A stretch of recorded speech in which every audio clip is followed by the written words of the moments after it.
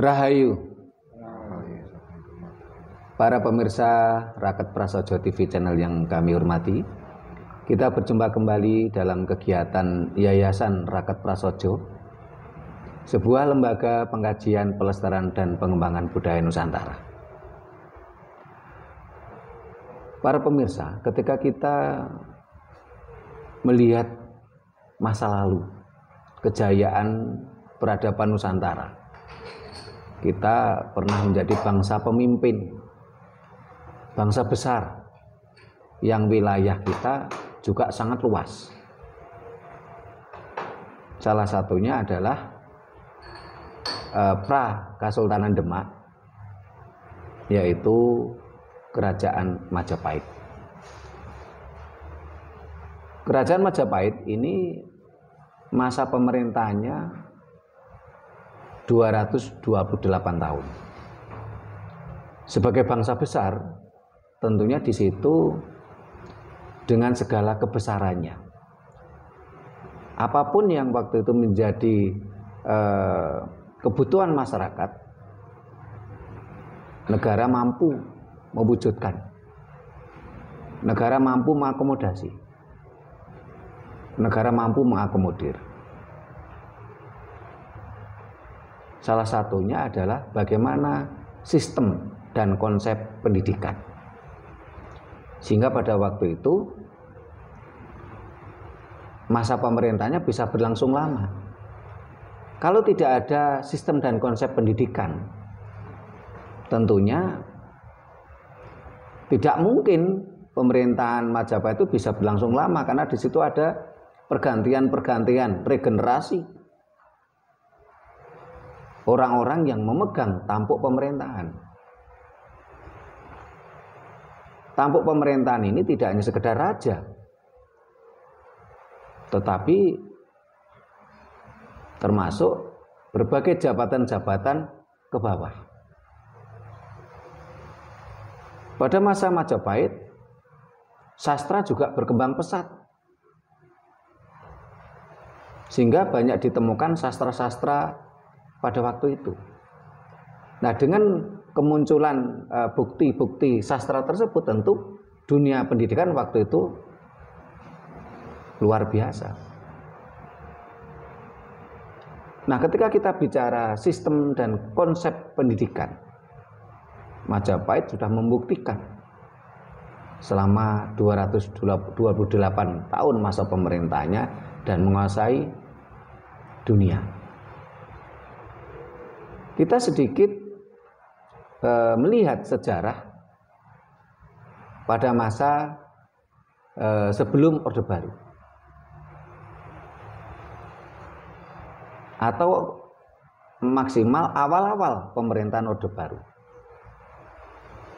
Pada waktu itu dunia pendidikan kita juga cukup lumayan, walaupun pada waktu itu pendidikan kita belum merata, karena hanya orang-orang tertentu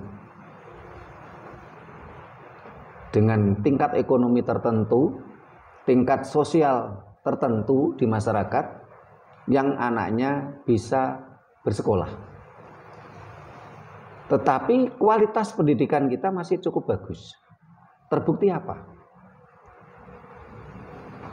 Perdana Menteri Malaysia Anwar Ibrahim maupun Perdana Menteri Malaysia sebelumnya seperti Mahathir Mohamad dan beberapa pejabat-pejabat penting dari kerajaan Malaysia ini dulu sekolahnya di UGM dan UI. Mereka mampu membangun negaranya dengan baik. Bahkan beberapa waktu yang lalu kita kalah dengan Malaysia, sehingga banyak sekali generasi muda Indonesia menjadi bersekolah di Malaysia dan Singapura. Padahal sebelumnya itu banyak yang akhirnya menjadi pejabat-pejabat di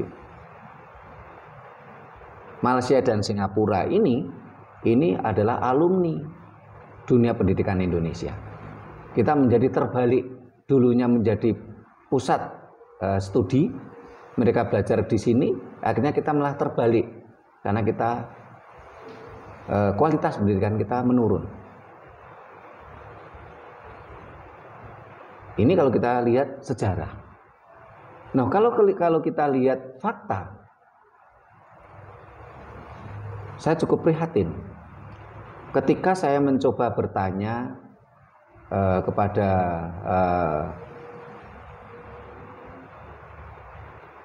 para pramu yang melayani di toko atau yang ada juga termasuk yang ada di kereta api. Ketika kita naik kereta api, ternyata para pegawai kereta api yang hanya menjadi pramu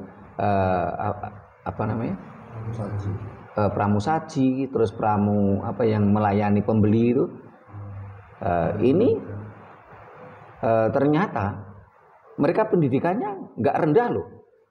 Ada yang sarjana, minimal itu setara dengan SLTA.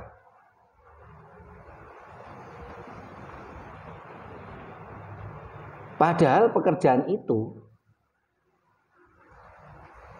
bisa dikerjakan oleh orang-orang yang tingkat pendidikannya bisa di bawahnya. Wong cuman misalnya hanya menyajikan, melayani pembeli. Begitu juga ketika anak-anak kita, anak-anak bangsa ini, dibandingkan dengan dunia pendidikan di luar negeri, ini kita sekalah bersaing. Karena itu kita mencoba malam ini akan kita diskusikan tentang konsep dan sistem pendidikan Indonesia masa kini dan masa lalu. Nah, dan saat ini kita kedatangan salah satu anggota kita yang jauh-jauh dari Surabaya. Rahayu Pak Bakti Sugiono. Ya, Rahayu Romo. Nah, ini jauh-jauh dari Surabaya berangkat tadi pagi.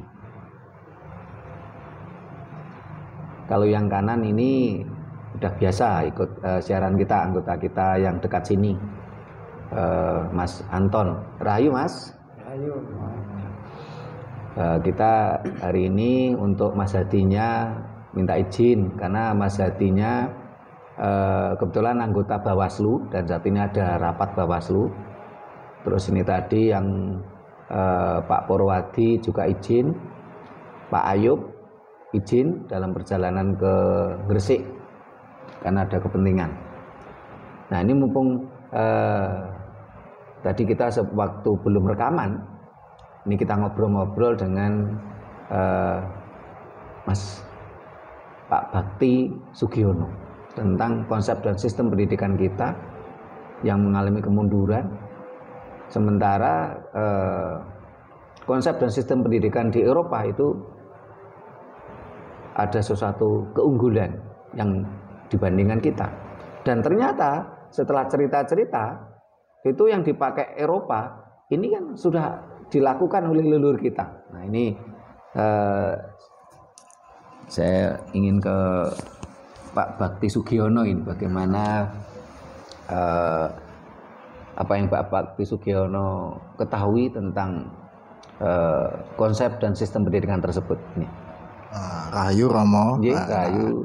Dari selama ini saya bergaul dan mengamati.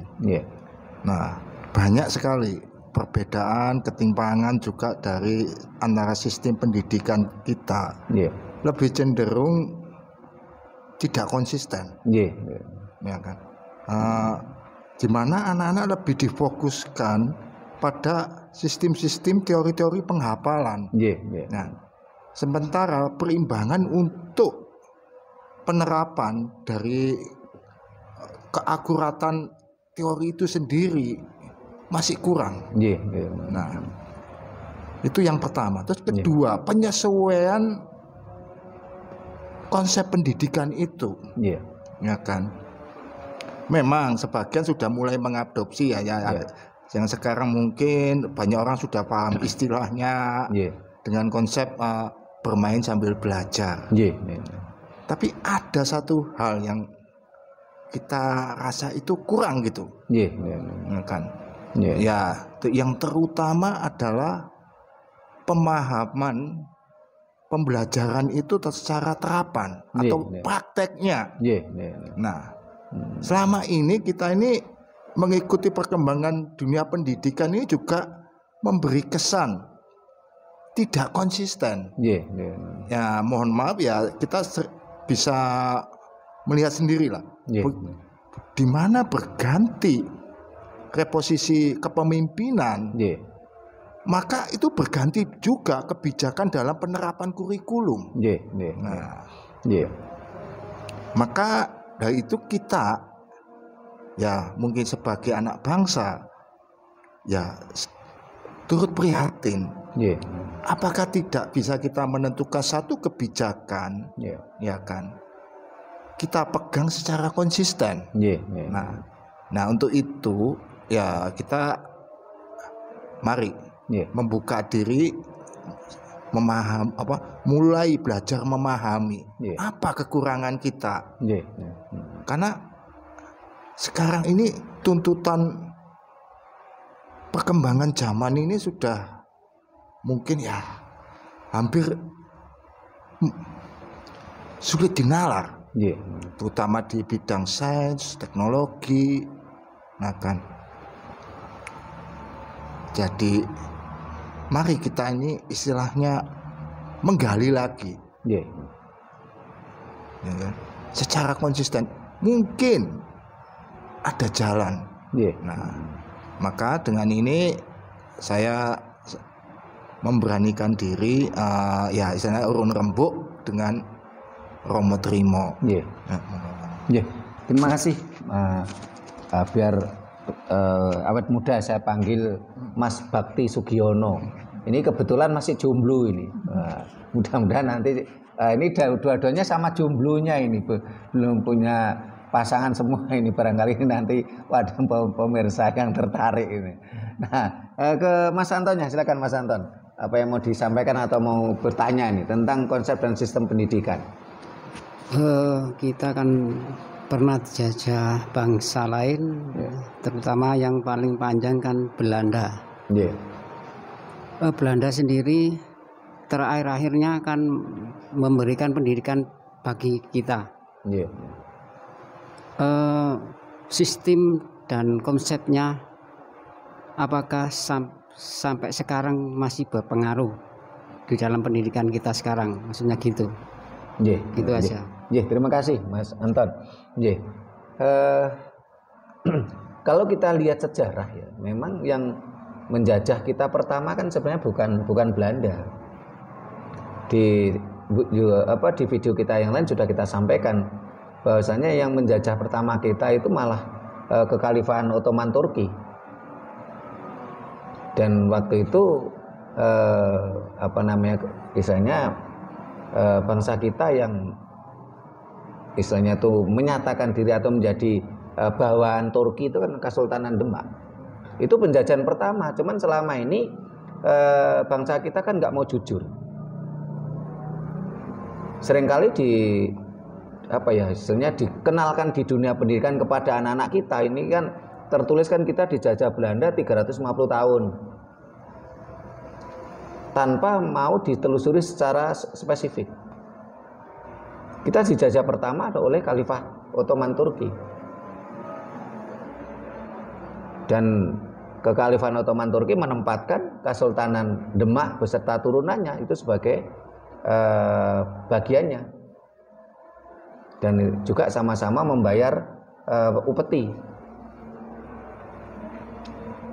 Nah, ketika setelah itu pada mulai tahun 1595 baru mulailah adanya para pedagang-pedagang Portugis dan pedagang-pedagang dari Belanda. Nah, pada waktu itu Portugis yang di bawah pimpinan Alfonso de Burgui. Nah, setelah itu baru akhirnya para pedagang-pedagang tadi membentuk namanya company, Financing of Company atau VOC. Dan VOC ini namanya persekutuan dagang, dia nggak punya tentara. VOC ini hanya sekedar melakukan MOU dengan raja-raja yang ada. Baru setelah VOC bangkrut karena adanya Perang Dunia Pertama, yang menjajah kita malah Inggris.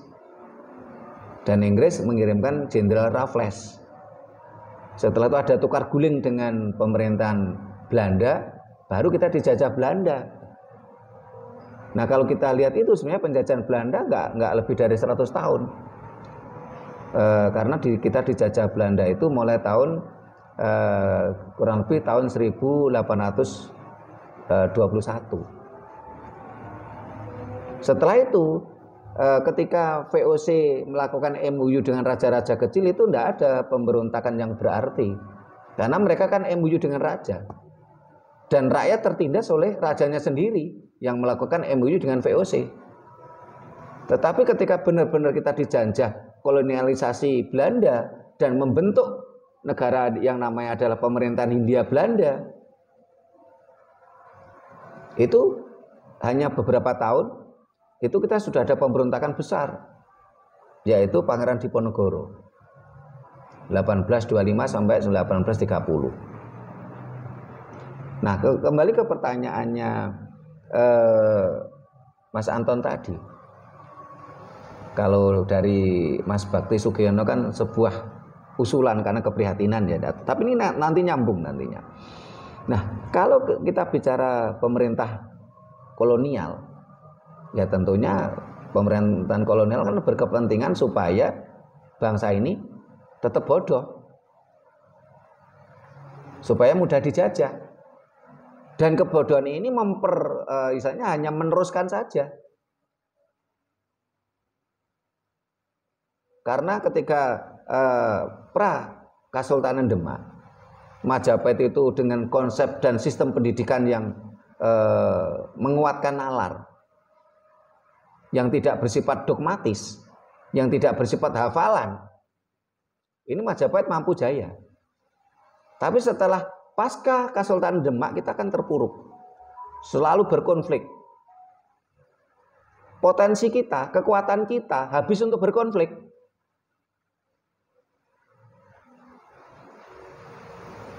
Di video lain sudah kita jelaskan, masa pemerintahan Demak itu cuma 35 tahun. Konflik terus, nggak ada ujungnya. Saling bunuh antar saudara. Walaupun kalau kita bicara tentang hukum alam, ini adalah hukum alam. Karena berdirinya Kesultanan Demak itu dengan cara melakukan penyerangan, pemberontakan terhadap kerajaan Majapahit. Demak hanya 35 tahun, pindah ke Pajang 18 tahun, penuh dengan konflik. Energi kita habis. Sehingga pasca Kesultanan Demak kita tidak mampu membangun peradaban apapun. Peradaban arsitektur juga tidak ada. Padahal ketika pra Kesultanan Demak kita mampu membuat peradaban. Peradaban arsitektur, banyak candi. Dan di candi tadi juga terdapat dengan adanya peradaban sastra, dunia pendidikan. Tapi setelah pasca Kesultanan Demak, tidak ada, kita tidak punya peradaban, tidak mampu membangun peradaban karena habis untuk bertikai. Kenapa? Nalar sehat kita sudah mulai berkurang, kita terdogma. Ini yang kita sayangkan ya, dan itu memang ya semua konsep penjajahan kan seperti itu, ingin bangsa yang dijajah tetap bodoh dan bodoh terus supaya mudah terjajah. Sehingga kalau umpamanya penjajahan mulai dari kekhalifahan Ottoman, setelah itu penjajahan kalau waktu VOC kan ini bukan penjajahan, karena VOC itu hanya MOU dengan raja-raja kecil tadi yang di bawah kekhalifahan Ottoman. Yang benar-benar kita mengalami penjajahan lagi fisik ya. Kalau penjajahan fisikis kan sampai ada sekarang malah kita belum merdeka secara fisikis. Kita masih termindset bangsa ini untuk menjadi duplikat bangsa lain. Duplikat bangsa yang menjajah kita gitu. Sampai sekarang kita masih termindset belum ingin jadi diri kita, belum betul-betul ingin menjadi merdeka. Kita menjadi diri kita, jati diri kita yang sebenarnya. Ketika penjajahan kolonial Hindia Belanda, kita semakin terpuruk, semakin parah kita. Dan itu adalah kepentingan penjajah.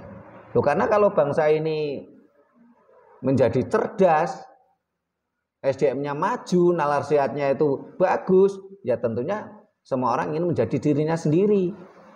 Bukan ingin menjadi duplikat bangsa lain hanya karena janji-janji fata morgana.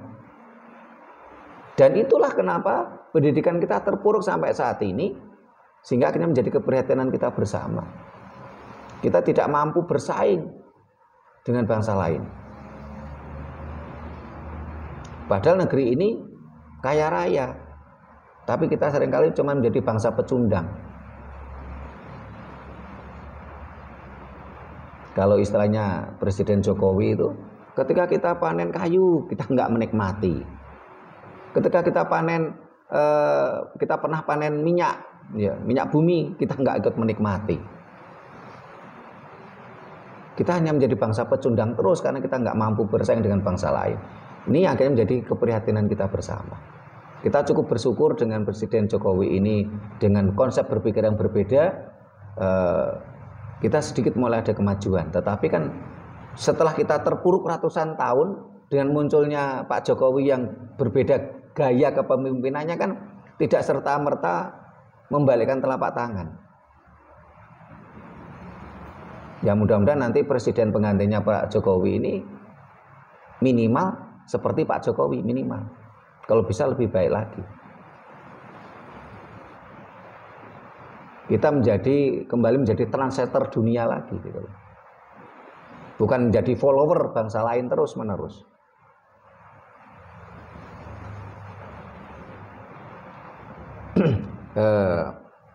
Kalau kita lihat konsep dan sistem pendidikan, anak-anak kita dijejali dengan hafalan-hafalan, dogmatis, serba dogmatis. Bahkan mulai bayi lahir cenger, bangsa ini sudah menanamkan dogma pada anak-anak kita yang baru lahir tadi.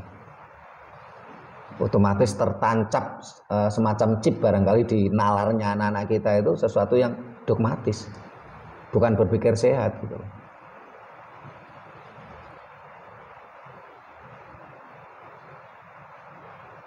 Sementara di sisi lain yang harus kita pahami, otak manusia itu kan terbatas. Kalau anak-anak itu sudah dijejali dogma, dijejali hafalan-hafalan, tentunya kan dia otaknya penuh dengan itu, penuh dengan dogma, penuh dengan hafalan, sehingga tidak kreativitasnya menjadi mandul. Apalagi dogma tadi lahir dari daerah yang gersang. Sementara di tanah kita adalah tanah tropis. Di sini banyak tumbuh-tumbuhan, banyak tanaman, banyak pohon. Leluhur kita sudah mengajari sebuah pendidikan yang selalu harus harmoni dengan alam semesta. Kita harus harmoni dengan alam semesta. Kita ini bagian dari alam semesta.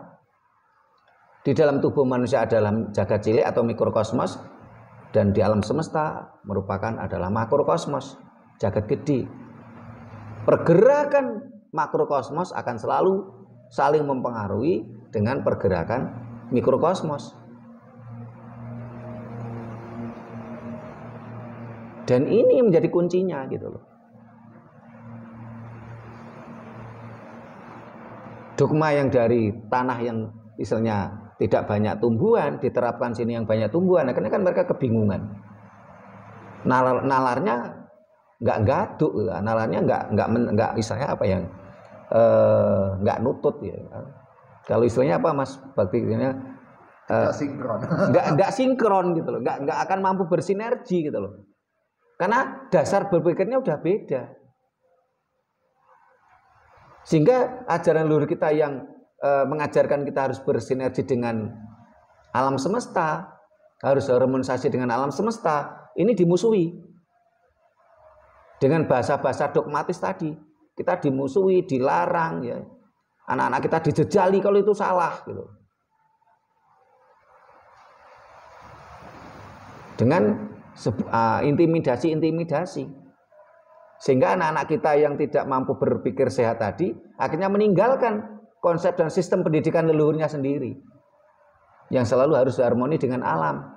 Karena diintimidasi, oh kalau lakukan itu, wah kamu akan dapat sanksi.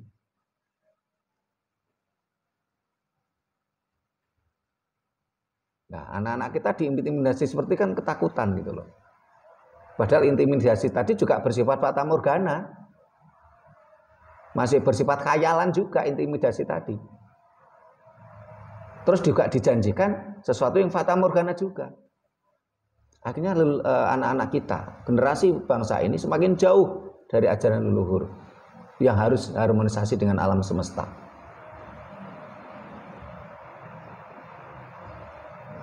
Bagaimana dulu leluhur kita cara bersinergi dengan alam semesta dengan nggak perlu hafalan, nggak perlu dogmatis.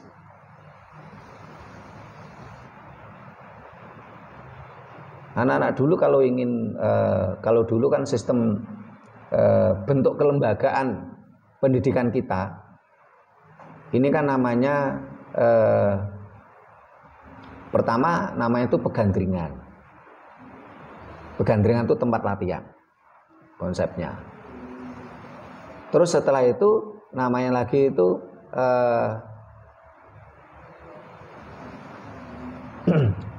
pasantrian atau pondok cantrik. Dalam konsep Majapahit ini disebut dengan mandala.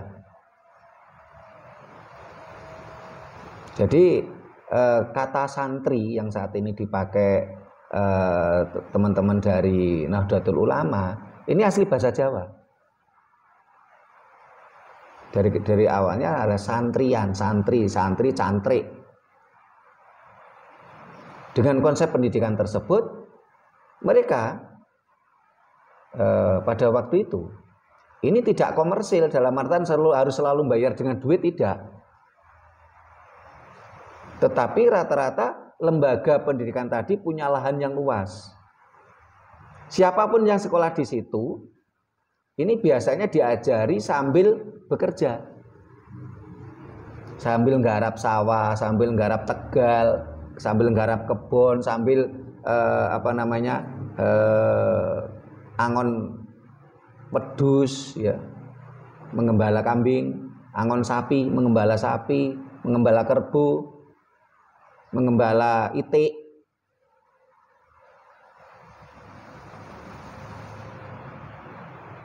Mereka belajar sambil bekerja. Mereka belajar sambil bermain.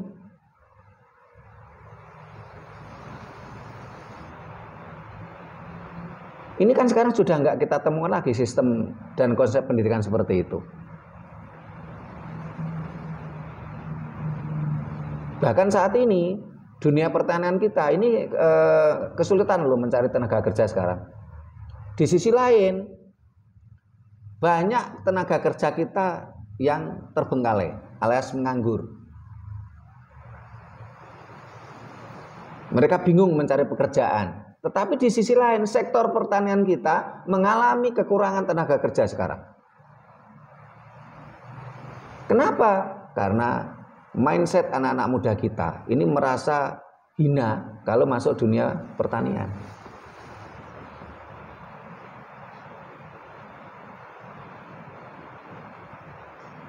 Kalau zaman dahulu mereka belajar dengan menggarap sawah. Dan nampaknya ini juga oleh pemerintah juga belum menjadi titik fokus yang jelas. Padahal kita ini kan negaranya negara agraris. Kita punya lahan banyak. Tapi saat ini lahan-lahan itu malah banyak yang dimatikan. Banyak pembangunan-pembangunan dari berbagai pemerintah daerah, entah itu pembangunan pabrik, entah itu pembangunan industri, ya, atau pembangunan lain-lain. Ini seringkali yang menjadi sasaran ini adalah penghilangan lahan basah.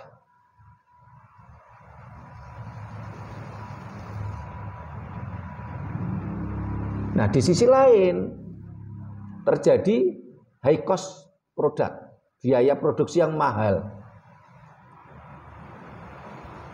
Dan itu butuh kebijakan pemerintah tidak menyentuh itu. Mulai dari petani kita ini sudah dimatikan kreativitasnya membuat bibit. Bibit harus beli. Petani kita dimatikan cara membuat pupuk. Pupuk harus beli, bahkan ketika langka pupuk, petani kelabaan. Petani kita dimatikan kreativitasnya membuat obat pertanian yang herbal. Akhirnya terjadilah high cost produk pertanian.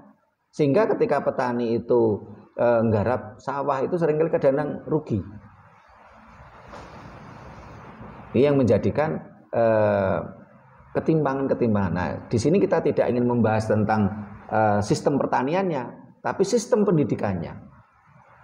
Kita ini negara agraris, tetapi sistem pendidikan pertanian kita malah nggak tergarap.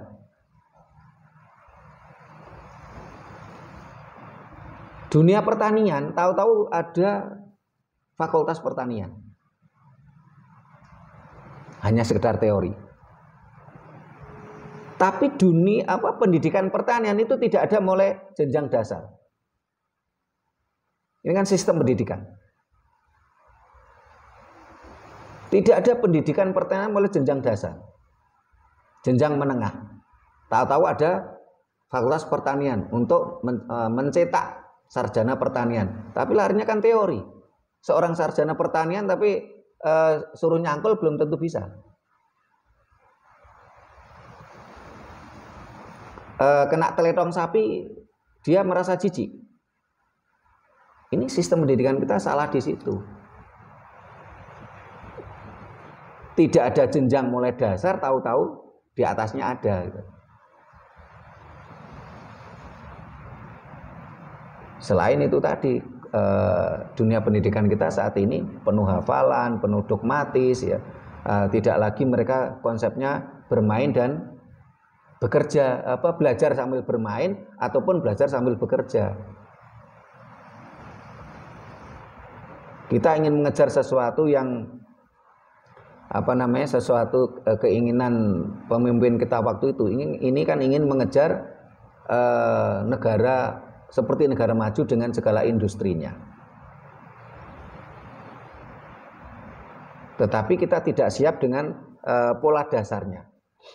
Akhirnya apa yang terjadi? Ya akhirnya menjadi kropos karena tanpa dasar yang kuat. Nah ini dari Mas Anton ya tadi, apakah itu warisan dari para penjajah kita? Nah kalau entah itu penjajahan dari Khalifah Ottoman, terus setelah itu penjajahan kolonial Hindia Belanda, itu ya harus kita maklumi lah kalau mereka menginginkan bangsanya tetap bodoh, tidak maju, supaya mudah terus dijajah sampai sekarang gitu loh.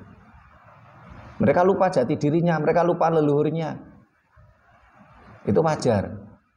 Sekarang kita kembalikan pada diri kita, kembalikan pada semua nurani bangsa ini.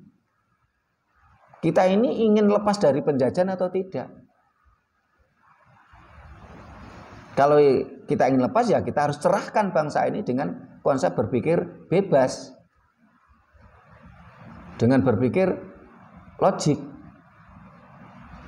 Jangan bebani anak-anak kita, anak-anak kecil kita mulai lahir langsung kena dogma, mulai lahir langsung kena hafalan-hafalan. Tidak akan maju kalau seperti itu. Nah, kalau ke Mas Bakti Sugiono tadi merupakan bentuk keprihatinan. Tentunya keprihatinan tadi kan beralasan, kenyataannya seperti itu. Nah, mau ada yang mau disampaikan lagi, Mas Bakti Sugiono? Nah. Mas Anton? Berarti kita selama ini sistem dan konsep pendidikan itu yang kita pakai adalah kita terdogma dari bangsa lain. Sekarang kita perlu perubahan. Lah langkah awal dari mengubah konsep yang sekiranya kita itu tidak bisa merdeka gitu. Bagaimana caranya itu? Mohon pencerahan. Terima kasih Mas Anton. Nah, bagaimana kita ingin memulai? Bagaimana kita supaya benar-benar merdeka secara nalar kita, berpikir bebas kita? Ya tentunya jangan biasakan anak-anak kita mulai kecil itu dijejali dengan dogma, dijejali dengan hafalan-hafalan. Dan tentunya harus dipersedikit ya, dikurangi mata pelajaran yang ada di sekolah, karena seringkali kan mata pelajaran di sekolah itu kan banyak sekali. Tetapi dari sekian mata pelajaran tadi seringkali tidak aplikatif loh di masyarakat.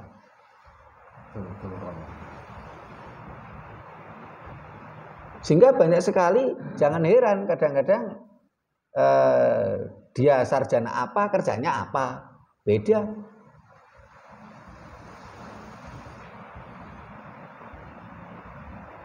Saat ini aja banyak sekali ini yang tadi yang saya katakan pelayan-pelayan toko yang lulusan SMA minimal, SMK, bahkan ada yang sarjana. Dia hanya sekedar menjadi pramusaji atau menjadi pramuniaga. Sejak tadi saya mau bilang pramuniaga lupa. Ya. Mereka hanya menjadi pramusaji atau pramuniaga. Ini lulusan apa? Kadang-kadang mereka SMK jurusannya TKR, jurusannya otomotif, jadi pramuniaga. Jadi lulusan apa? Kerjanya apa? Enggak aplikatif. Dia sarjana apa? Kerjanya apa? Sehingga mata pelajaran yang begitu banyak ini menjejali, memenuhi otak-otak anak-anak kita. Tapi mata pelajaran tadi tidak aplikatif. Sehingga ketika mereka lulus sekolah, bingung dia mau kerja apa. Loh, kalau hanya sekedar mengandalkan hanya bisa baca dan bisa bahasa, terutama bahasa Indonesia, ya tentunya ngapain dengan banyak sederet mata pelajaran? Kalau yang penting hanya bisa baca, bisa berhitung, bahasa. Nah, pramuniaga kan kuncinya itu toh. Bisa bahasa karena untuk komunikasi. Ya. Setelah itu bisa berhitung.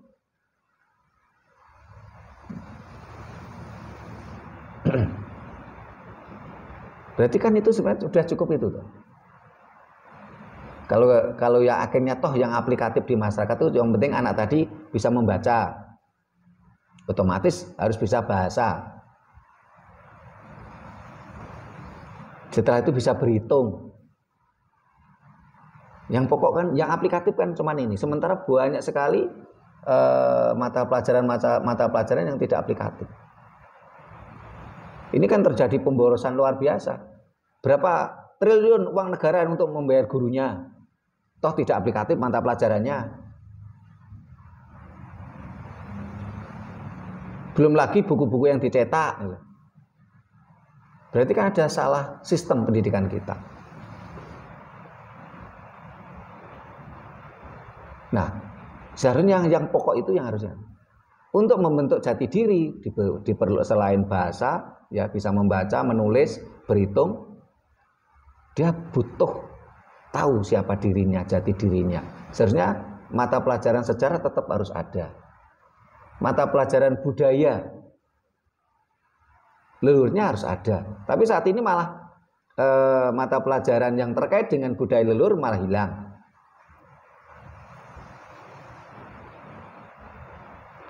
Saya pernah ketemu teman yang pernah sekolah di luar negeri, terutama di Amerika, Inggris, dan Jerman. Ini yang paling utama, selain baca, tulis, dan berhitung, ini nasionalisme itu dikuatkan dulu.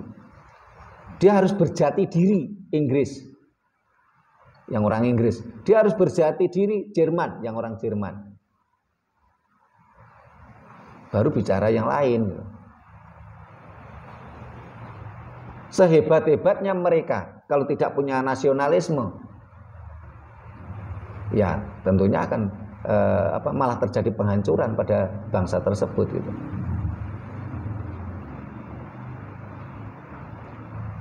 Ini yang menjadi keprihatinan kita.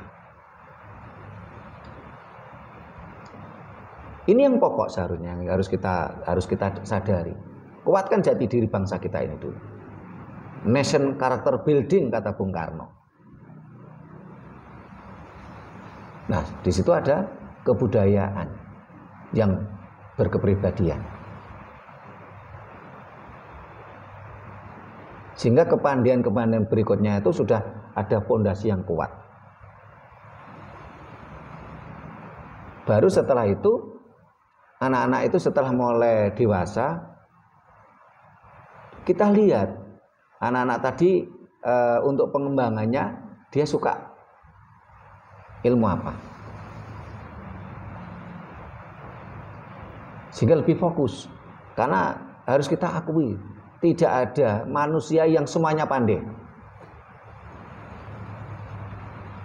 Tidak ada satupun manusia yang mampu menguasai berbagai ilmu pengetahuan dan semuanya ahli di situ. Karena memang keterbatasan tak manusia. Sehingga percuma terlalu banyak mata pelajaran yang tidak aplikatif dan seringkali anak-anak tadi tidak menguasai dan malah menjadi beban di otaknya si anak-anak tadi. Bahkan kadang-kadang ekstrimnya anak-anak tadi kalau mata pelajaran yang dia tidak sukai tadi, apalagi gurunya ini killer, dia akhirnya bolos, malah menghambat pertumbuhan fisikisnya. Sehingga dalam sistem pendidikan kita seharusnya ada penyederhanaan mata pelajaran. Yang penting dasarnya dulu dikuatkan nasionalismenya, jati dirinya. Setelah itu baru ada pengembangan. Tingkat dasar tuh yang penting itu dulu. Nasionalismenya dikuatkan. Ini loh karakter Indonesia gitu. Ini loh karakter Jawa gitu. Ini loh karakter Batak, itu tingkat dasar. Selain tadi mata pembelajaran baca, tulis, dan berhitung. Baru setelah itu tingkat berikutnya ada semacam sebuah seleksi. Anak tadi lebih berminat pada ilmu apa. Contoh ini kan Mas Bakti Sugiono ini teknisi memperbaiki HP. Coba kalau kita lihat Mas Sugiono ini pendidikan terakhir apa, Mas? Pendidikan terakhir saya waktu itu sampai di sekolah menengah pertama. Dulu tuh istilahnya SMP. Ya karena jiwa muda, ya kan ingin tahu pengalaman hidup, ya merantau sana sini. Ya. Kok sampai akhirnya sekarang menguasai teknologi HP? Pembelajaran dari pergaulan dan belajar secara otodidak. Kebetulan waktu itu saya di Kalimantan, pergaulan saya dengan kaum teknisi itu, servis jalanan lah istilahnya. Nah dari situ kita belajar. Nah dari pembelajaran itu kami tidak terlalu banyak memahami teori. Teori kami sedikit sekali, tapi langsung praktek. Langsung praktek. Nah, dari praktek itulah kami punya keyakinan untuk terjun langsung. Ya, sedikit demi sedikit akhirnya kami bisa ya mulai menguasai lah itu. Tapi ya namanya ilmu tetap ya harus ada update-nya lah. Karena dunia ini berkembang terus. Nah, itulah Romo apa yang jadi pengalaman yang bisa saya sampaikan sampai jadi teknisi HP ini. Padahal kalau saya lihat tadi diskusinya sama Mas Puji, kameramen, ini kan saya lihat kemampuan Mas Bakti Sugiono juga cukup lumayan ya di bidang teknik ya. Terus ketika kita lihat diskusi di grup WA Rakat Prasojo 2, Mas Bakti Sugiono juga saya lihat cara penyampaiannya orang tidak akan menyangka loh kalau lulusan SMP. Yang disampaikan kelihatan intelektual sekali gitu loh. Begini Pak, sebetulnya intinya sering orang itu hanya berpatokan ya, bahwa seseorang itu dinilai kemampuan itu hanya berdasarkan pendidikannya dia secara informal, tapi bukan dari non formalnya. Kadangkala realita hidup itu berkata lain. Kita nggak tahu, tidak tahu bagaimana perjalanan hidup itu terbentuk, ya kan? Kita di sekolah itu saya sering menarasikan, mengibaratkan kita ini di sebuah kolam, ya kan. Begitu kita lulus keluar dari sekolah, ya kan. Realita kita di luar sekolah itu, ya itulah samudra luas. Sementara konsep dunia kerja di Indonesia tentunya tidak akan mungkin menerima skillnya Mas Bakti Sugiono begitu saja. Kalau Mas Bakti Sugiono mau melamar ke perusahaan dengan berbekal ijazah SMP, paling cuma cleaning service itu kalau diterima itu. Betul sekali Pak. Jadi waktu itu saya ya berfokus bagaimana saya punya keahlian, kan. Dan keahlian itu bukan hanya bisa didapat dari informal, tapi dari ketekunan kita dalam hal belajar, ya kan. Nah, makanya saya kembali, kenapa saya menyampaikan ini sebagai tanda keprihatinan ya. Karena selama ini di sekolah kita tidak pernah ditunjukkan praktek nyatanya dari setiap teori yang diterangkan, itu kan. Terutama untuk tingkat dasar. Ya mungkin saya punya pengalaman waktu dulu sekolah pelajaran biologi bedah katak, gitu kan. Nah, cuma ya zaman saya sekolah dulu ya enggak apa ya istilahnya fasilitasnya belum selengkap sekarang lah istilahnya begitu. Cuma banyak sekali yang istilahnya itu perimbangannya ibaratkan ya mungkin 80% teori, prakteknya cuma 20%. Tidak sesuai sama sekali gitu. Kalau zaman masa kecilnya Mas Bakti Sugiono pegang kata barangkali hal biasa. Kalau sekarang coba itu anak-anak SMP sekarang bahkan SMA suruh pegang kata teriak-teriak itu, jijik itu. Nah, terus juga saya juga sering melihat ada yang hilang. Seperti pramuka, terus kegiatan-kegiatan kurikuler. Kalau pramuka ekstrakurikuler masih ada sekarang ini. Oh iya. Nah, kegiatan-kegiatan kurikuler Pak dulu itu mulai kelas 4 SD itu sudah mulai dikenalkan. Ya kan? Mungkin ya diselingi seperti acara-acara penjelajahan alam atau apa. Sekarang ini agak berbeda sudah. Jauh sekali konsepnya. Kalau dulu itu kami ketika ada kegiatan kurikulum kurikuler kegiatan penjelajahan alam ya benar-benar jelajah. Cuma hanya dibekali apa istilahnya kalau di pramuka itu dibilang tongkat pandega itu atau tongkat penggalang itu. Ya sudah. Jadi mengenal ini tumbuhan ini tumbuhan itu kan. Sekarang sudah tidak ada. Itu Pak Romo. Terima kasih Mas Bakti Sugiono.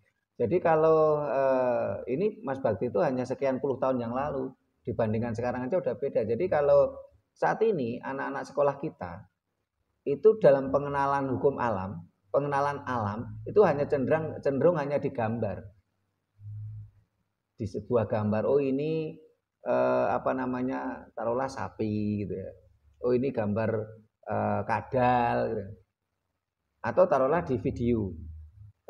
Mereka tapi tidak pernah mengetahui secara langsung, oh ternyata sapi itu seperti ini. Caranya menanam padi seperti ini. Itu aja sudah berbeda. Apalagi kalau tadi saya kaitkan bahwasanya bagaimana sistem dan konsep pendidikan kita pada masa Majapahit yang waktu kita menguasai dunia. Itu semakin jauh kalau kita bandingkan itu. Ini beberapa waktu yang lalu itu kita sempat kupas itu bagaimana sistem dan konsep mulai dari diplomasi luar negerinya Majapahit yang luar biasa, juga sistem hukumnya. Ini kita mengalami kemunduran. Kalau umpamanya sebagai contoh pada masa ini ada di Serat Kuntara Nawarama kalau nggak salah. Ini kalau saya penyebutannya salah saya mohon maaf. Di situ menyebutkan pada masa Majapahit ketika ada seseorang itu mencuri terus ketangkap dihukum. Ini si pencuri tadi selain dihukum pidana, dia harus mengembalikan semua barang yang dicurinya. Nah, sementara konsep hukum kita sekarang kan tidak. Jadi orang mencuri atau korupsi ini ya cuma dihukum saja, hukum pidana, kurungan, tapi tidak mengembalikan semua barang yang sudah dikorupsinya atau dicurinya. Sehingga akhirnya kan orang menjadi semacam gambling, semacam hitung-hitungan. Saya korupsi sekian triliun, sekian miliar, saya dihukum cuma sekian tahun, masih untung. Apalagi ketika di dalam penjara ternyata kemarin sempat dikupas di media nasional, TV nasional, di situ si koruptor tadi bisa membeli fasilitas. Ya akhirnya kan tetap nyaman-nyaman saja toh. Nah ternyata sistem dan konsep hukum pidana kita pun mengalami kemunduran. Nggak cuma sistem dan konsep pendidikan saja kita mengalami kemunduran gitu loh. Nanti kita kupas lain waktu. Kita saat ini bicara tentang sistem dan konsep pendidikan yang mengalami kemunduran sehingga kita tidak lagi mampu melahirkan generasi-generasi yang berkualitas, generasi-generasi yang kritis, generasi-generasi yang selalu kreatif gitu. Karena selalu kita mulai kecil, mulai lahir kita sudah terdogma dengan dogmatis dan hafalan-hafalan. Pikiran kita terkungkung dalam sebuah cengkeraman dogma, cengkeraman, kurungan dogma. Nah, kalau kita ingin merdeka, tentunya harus kita mendobrak itu. Dan apa yang menjadi visi misi Rakat Prasojo memang ke sana. Ketika kita munculkan ke publik, ya tentu ada pro dan kontra. Bahkan saya juga tidak begitu heran ketika saya diserang termasuk di channel YouTube ini ada komentar negatif. Saya nggak heran. Waktu saya awal mengawali perjuangan ini dengan siaran di radio dan televisi waktu itu, kita sering diteror lewat telepon kok oleh orang-orang yang mabuk dogma tadi, karena tentunya mereka ketakutan. Kalau bangsa ini cerdas kan tentunya nggak bisa lagi dijajah gitu. Waktu itu belum ada HP, kita diteror lewat telepon rumah. Dan pada waktu itu yang punya telepon rumah juga tidak banyak orang, karena yang namanya alat komunikasi waktu itu masih barang mahal, barang langka gitu. Nah ini ke Mas Antonnya tadi. Ini Mas Anton. Mas Anton terakhir lulusan apa Mas Anton? Kalau saya lulusan terakhir saya SMA. SMA jurusan sosial. Jurusan sosial. Iya. Sekarang pekerjaannya? Pekerjaannya swasta. Nah, swasta apa? Jujur aja, kita ingin tahu seberapa apa istilahnya pas dan tidaknya. Kalau saya sih kerja itu banyak macam-macam, pindah-pindah itu. Nah. Awal lulus SMA kerja ikut Cina, pernah juga di fotokopi. Di fotokopi, terus lanjut ke pabrik hampir 6 tahun. Terus lanjut kerja apa lagi di pabrik? Pabrik itu perusahaan orang Cina juga, produksi plastik. Produksi plastik. Terus lanjut lagi ikut orang lagi ke Kalimantan juga, jualan nasi goreng, juga pernah. Lanjut lagi kembali ke pabrik lagi juga, pabrik plastik itu daur ulang plastik juga. Nah sekarang gini Mas Anton, coba kita pilah dari awal. Mas Anton lulus SMA jurusan apa IPS? Iya, sosial itu. Ilmu pendidikan sosial IPS ya. Setelah itu kerja di fotokopi. Iya. Adakah mata pelajaran waktu sekolah SMA tadi tentang fotokopi? Saya kira nggak ada. Nggak ada kan? Nah itu tadi saya katakan banyak mata pelajaran kita yang tidak aplikatif di masyarakat gitu loh. Nggak ada kan? Iya. Nah. Cuma ngitung uangnya aja. Nah. Berarti apa? Ilmu dasarnya adalah membaca, menulis, dan berhitung. Dan yang utama sebenarnya adalah karakteristik bangsa. Ini yang penting gitu loh. Sebentar lanjut, masih tadi SMA, setelah lulus ke fotokopi. Dari fotokopi tadi kerja di pabrik. Iya. Produksi apa di pabrik tadi? Plastik. Plastik. Bagian apa? Bagian apa tadi? Lupa aku. Operator mesin. Nah, saya tanya, adakah mata pelajaran waktu sekolah SMA SMP tentang operator mesin? Nggak ada. Nggak ada. Nggak aplikatif lagi gitu loh. Terus setelah itu kerja apa? Ikut orang jualan nasi goreng. Nah, apalagi? Apa ada di SMA itu pembelajaran nasi goreng? Nggak ada. Nggak ada gitu. Setelah itu apalagi kerjanya? Kembali ke pabrik lagi. Pabrik lagi. Daur ulang. Daur ulang apa? Plastik. Nggak ada juga kan nggak ada di sekolah? Iya, lain gitu. Setelah itu kerja apa? Jangan minder, karena ini orang yang seperti Mas Anton banyak kok. Terus sekarang swasta ikut kakak jualan oli. Mas Anton bagian yang ganti oli. Iya, saya waktu sekolah ada nggak pelajaran seperti itu? Nggak ada. Nah, gimana para pemirsa? Saat ini banyak sekali mata pelajaran yang tidak aplikatif di masyarakat. Kalau yang penting cuma bisa baca, menulis, dan berhitung, seharusnya tadi saya katakan, seharusnya pada waktu sekolah dasar, yang terpenting ini dikuasai dulu. Membaca, menulis, berhitung, dan bagaimana penguatan nasionalisme jati diri bangsa. Sehingga saya pernah baca gini, sebuah buku yang menceritakan pada waktu itu adalah Gubernur Jenderal Inggris ketika di negara jajahannya. Saya pernah baca waktu Raffles di buku tadi di Indonesia, termasuk seorang gubernur jenderal yang ada di kalau nggak salah Pakistan sekarang. Nah, gubernur jenderal ini mengambil hati, ya, istilahnya segelintir orang di negeri jajahan tadi. Ini dengan cara apa? Ngiming-ngimingi gelar kebangsawanan.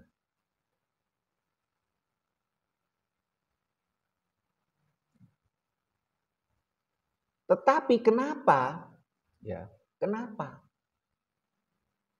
tentara-tentara Inggris itu tidak tergiur untuk mendapatkan gelar kebangsawanan dari negeri jajahannya tadi? Walaupun gelarnya pangeran, gelarnya luar biasa, tinggi-tinggi, tapi mereka nggak mau. Dia lebih bangga dengan gelar dari kerajaan Inggris, Sir. Kalau bacanya apa Mas Bagri? Tulisannya SIR gitu saya bacakan. Walaupun gelar terendah sekalipun dari kerajaan Inggris dia bangga. Tetapi walaupun dengan gelar yang begitu kayak sundul langit ya, dan negeri jajahnya, dia nggak tertarik. Itulah jati diri. Nasionalisme gitu. Dia bangga menjadi orang Inggris gitu loh. Dia tidak tergiur menjadi bangsa lain gitu loh. Nah, sementara bangsa kita ini tadi tidak pernah ada di dunia pendidikan kita, sistem pendidikan kita. Bagaimana anak-anak kita ketika waktu SD dikuatkan dengan nasionalisme, karakteristik bangsa ini. Kita orang Jawa harus bangga menjadi orang Jawa. Enggak, kita malah dididik bangga menjadi bangsa lain. Loh, kita ini bukan orang Inggris, kita ini bukan orang Arab.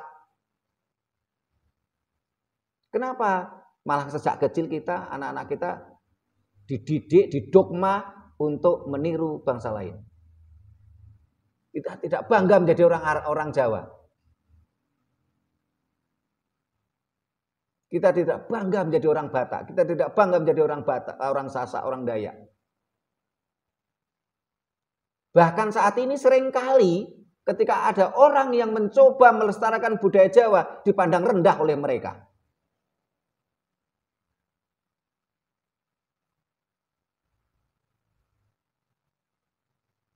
Mereka lebih bangga dengan predikat-predikat dari bangsa lain.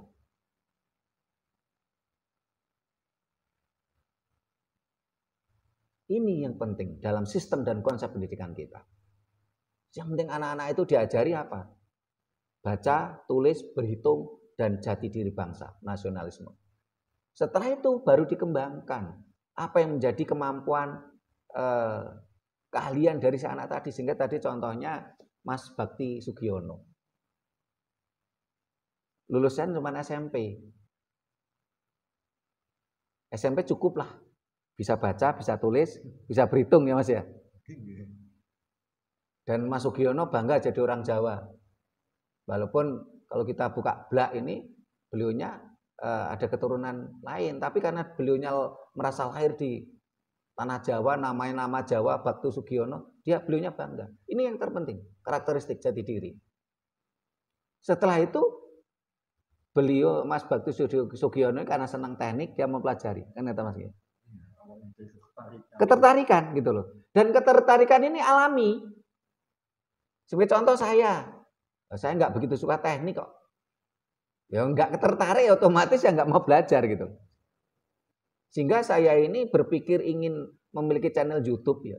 Ini sudah lama. Barangkali mulai tahun 2010 lah. Karena saya biasa siaran di radio dan televisi mulai tahun 97. Dan waktu itu rutin di Malang ini hampir semua radio pernah saya jadi narasumbernya, jadi pembicara. Televisi lokal juga banyak yang minta saya jadi narasumbernya. Karena memang barangkali ilmu saya dianggap langka gitu loh. Karena banyak orang yang saat ini orang Jawa yang tidak ngerti budaya Jawa. Dan saya belum Jawa, saya masih belajar Jawa, tapi minimal saya ngerti sedikitlah tentang budaya Jawa. Tetapi karena saya ini bukan orang teknik, walaupun saya punya ide mengenai channel YouTube, ya saya nggak bisa berbuat banyak.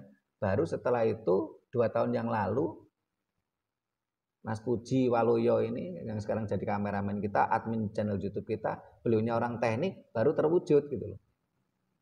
Ini pun juga bentuk gotong royong. Karena Mas Puji Waluyo ini juga nggak ada yang bayar, karena Yayasan Rakat Prasojo kan bukan yayasan yang benefit, yang profit. Sementara saya sendiri selama ini yaitu tadi, orang yang bisa bahasa Inggris dihargai. Orang yang bisa bahasa Arab dihargai. Bisa dapat duit banyak. Tetapi orang yang ngerti tentang bahasa dan budaya Jawa itu tidak dihargai kok. Saya berkali-kali jadi narasumber itu paling banter penghargaannya setelah jadi narasumber itu 2M Mas. Penghargaannya 2M. Para pemirsa tahu apa itu 2M? Matur nuwun Mas. Atau matur nuwun Mbah. Bahkan kadangkala minum atau makanan kecil aja tidak dikasih kok. Tidak dihargai gitu.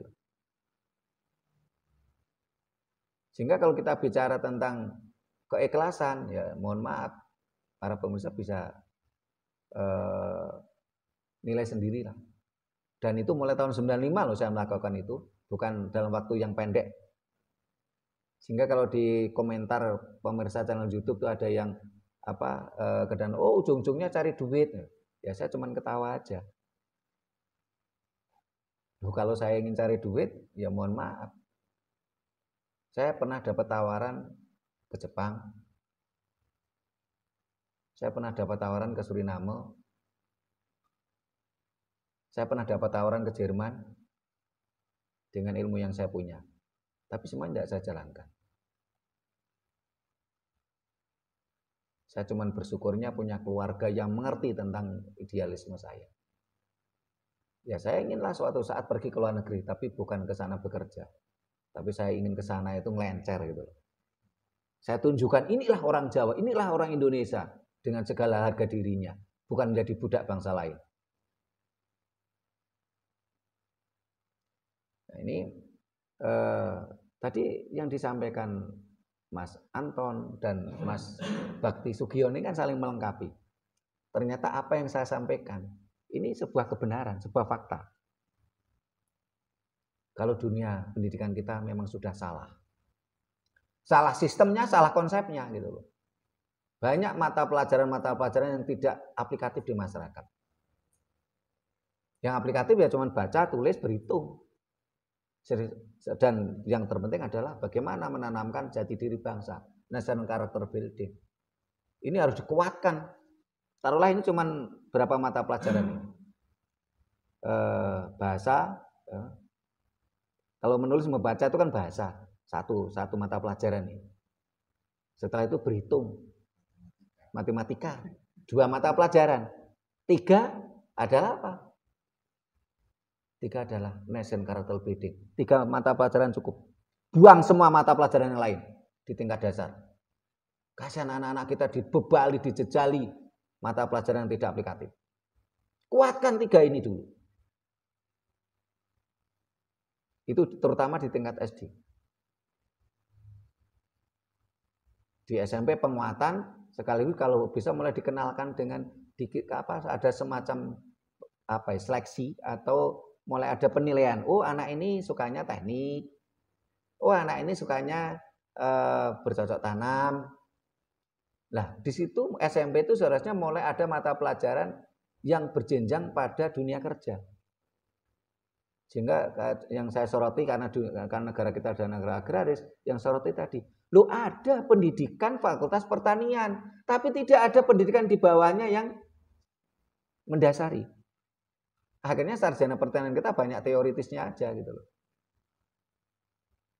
Sehingga apa yang terjadi? Loh, negara ini negara agraris, kok bawang impor, beras impor, kan aneh gitu. Buah-buahan impor, kan aneh itu. Ini kegagalan dunia pendidikan kita, kalau kita mau jujur.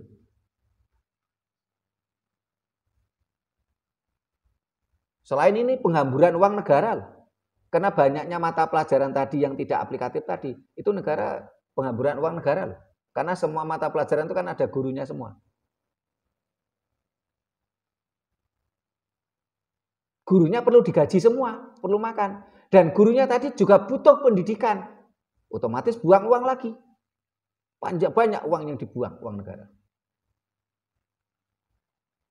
Yang tidak aplikatif. Coba kita renungkan bersama. Para pemirsa renungkan sendiri, saya sekarang bekerja apa, dulu sekolahnya apa, mata pelajaran apa yang aplikatif dengan dunia pekerjaan kita sekarang.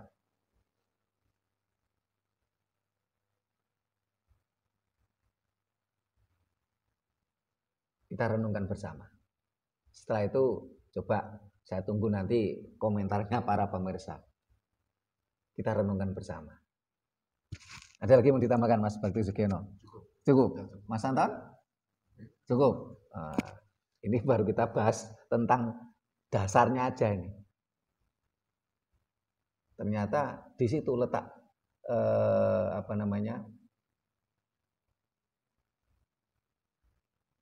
kelemahan kita, dunia pendidikan kita.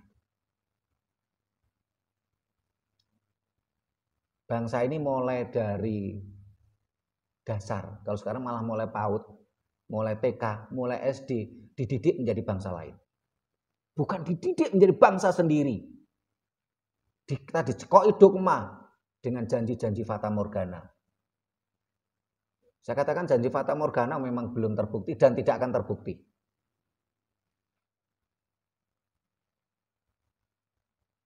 Ini kesalahan kita. Kenapa kita dididik bangsa lain, menjadi bangsa lain? Anak-anak kita dididik dengan menjadi bangsa lain, bukan menjadi diri sendiri. Di situ pun juga terjadi penghamburan uang negara juga.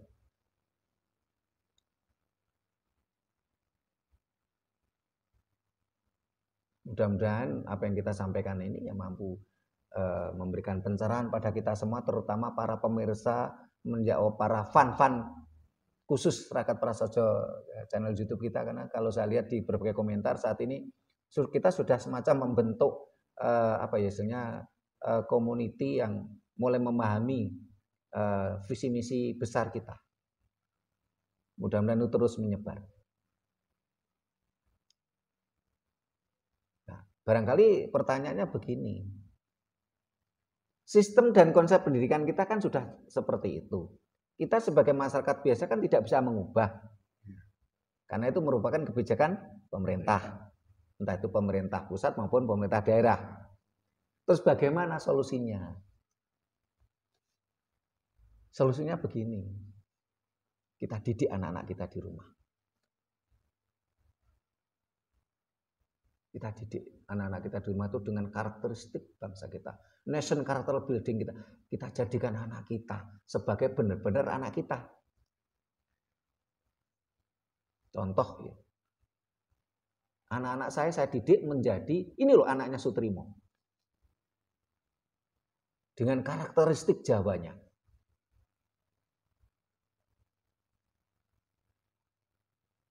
Ini yang terpenting. Sehingga jadikanlah anak-anak kita benar-benar menjadi anak kita.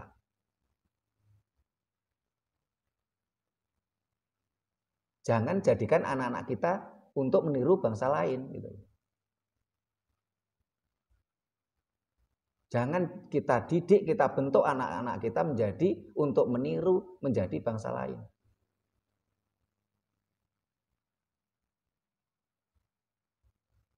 Ini yang menjadi solusi kita bersama.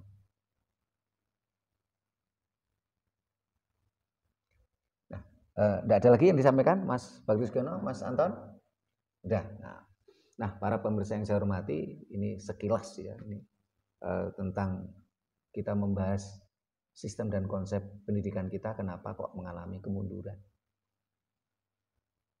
Dan banyak sekali mata pelajaran yang tidak aplikatif. Ya, mata pelajaran di sekolah itu tidak aplikatif di dunia nyata. Dan saya yakin para pemirsa mulai menyadari itu. Dan suatu saat akan kita bedah lebih lanjut tentang sistem dan konsep pendidikan.